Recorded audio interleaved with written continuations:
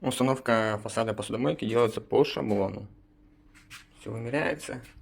Делаются отверстия 5 мм сверлом с ограничением. И забиваются пластиковые бузолы.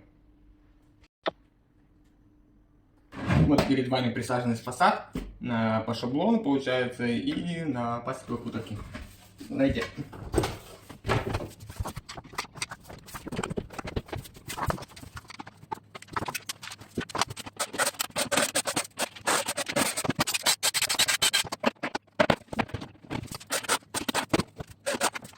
Ну, получается, установлена посудомойка чисто по шаблону.